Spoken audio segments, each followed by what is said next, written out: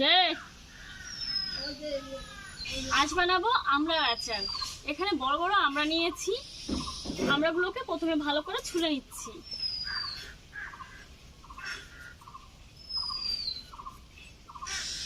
আমরা কাটতে বসে মশা প্রচন্ড ধরেছে, আর এখানে চারিদিকে জঙ্গল তো খুবই মশা, দেখুন মুখের ওপর দিয়ে উড়ে যাচ্ছে। আমরা ছুলে নিয়েছি, এরকম ভাবে সবগুলোকে ছুলে নেব।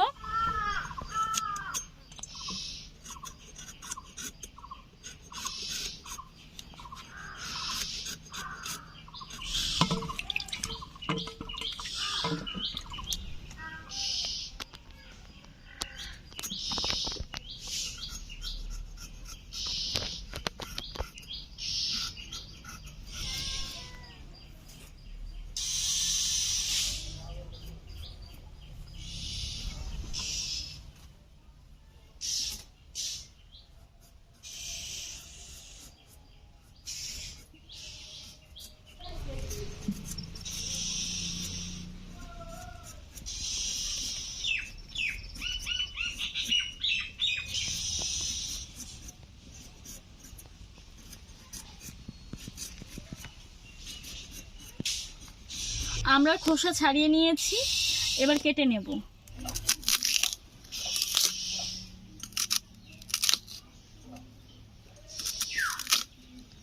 এরকম ভাবে আমরা কেটে নিলে খুব সহজেই আমরা বেরিয়ে আসে। দেখুন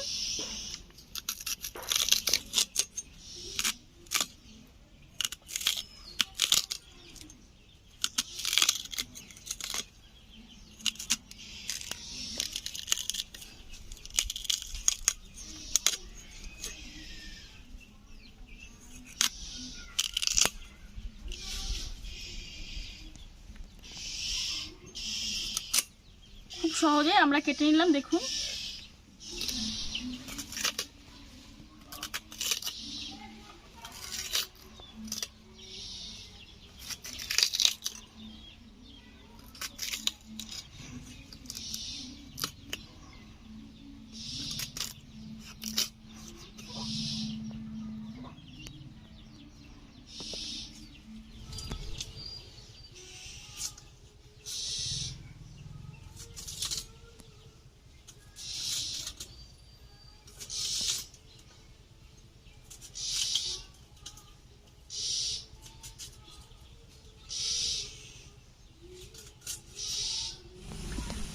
দেখুন কতটা হয়েছে, এবার সেদ্ধ করে নেব। উনুন ধরিয়ে কড়াই বসিয়ে নিয়েছি। এখন একটা ভাজা মশলা তৈরি করব। ভাজা মশলার জন্য এখানে নিয়েছি 4টে শুকনো লঙ্কা, 1 চামচ গোটা সাদা জিরে, 1 চামচ ধনিয়া, 1 চামচ মৌরি। তো এগুলো আমি শুকনো খোলায় একটুখানি ভেজে নিচ্ছি।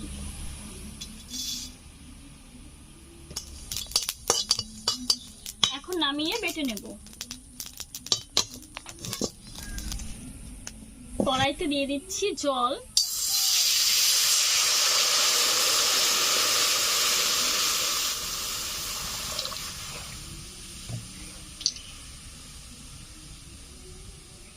লবণ দিয়ে দিচ্ছি।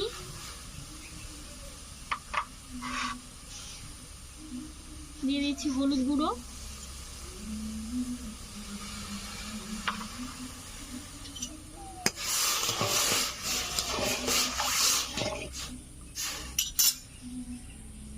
কেটে রাখা আমড়াগুলো দিয়ে দিচ্ছি।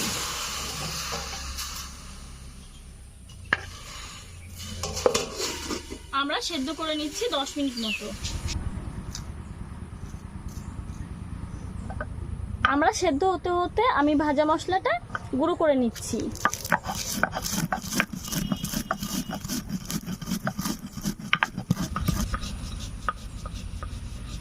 এই ভাজা মশলার থেকে দারুণ একটা ফ্লেভার বের হচ্ছে।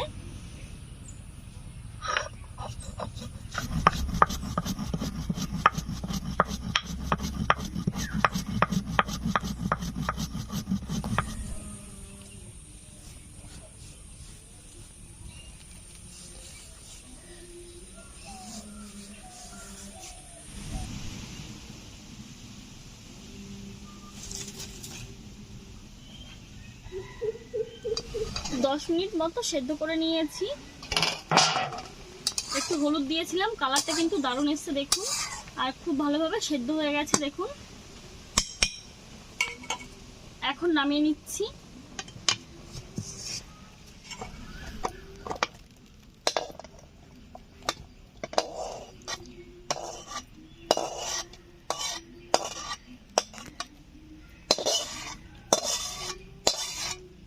কড়াইটা ধুয়ে বসিয়ে দিয়েছি উনুনে, গরম হয়ে গেছে। এখন দিয়ে দিচ্ছি সরিষার তেল।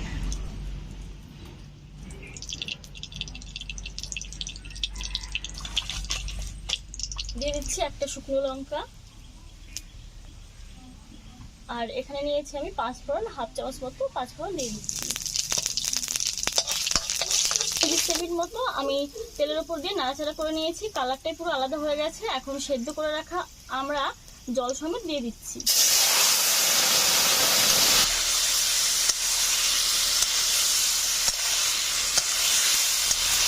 দিয়ে দিচ্ছি সামান্য একটু লবণ,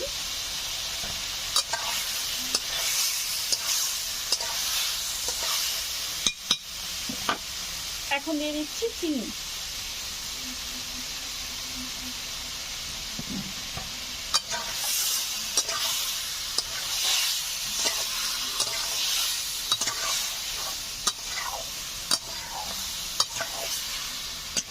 চিনিটা গলে গেছে, এখন দিয়ে দেবো সামান্য একটু জল।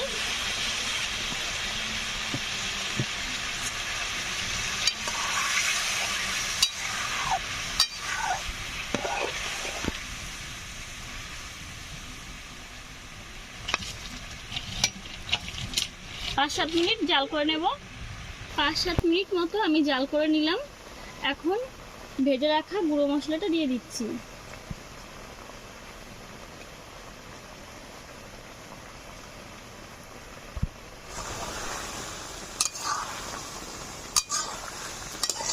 আচার হয়ে গেছে, এখন নামিয়ে নিচ্ছি।